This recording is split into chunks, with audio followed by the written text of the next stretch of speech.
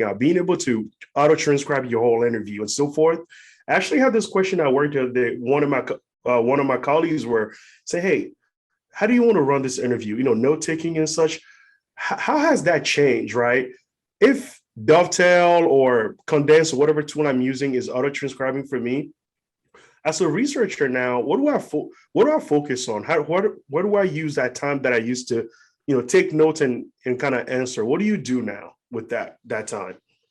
Yeah, I mean, I think that's really interesting, and I think the other piece too of having worked with so many UX researchers across the years is that I still like to refer to everyone as their own special flower. So I don't think there's one. What's really cool about this field is that there isn't one right way to do everything, right? There's a lot of best practices, and there's a lot of opportunities for innovation. I think as far as the note taking and what tools you leverage, it's kind of up to you of what your process is.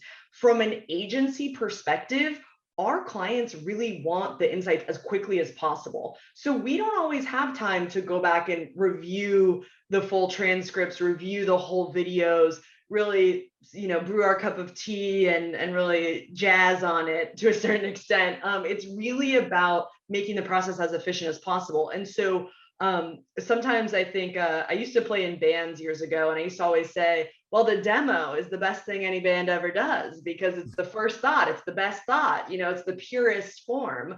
And so I do think there is something about still making those notes and not just being completely off notes during an interview, because what jumps out at you at the time, I think that is powerful. And when you're reviewing a transcript days later, you may not have the same impact. So I guess my fold is, it's great that there's all these tools, and we shouldn't feel like that's the only way.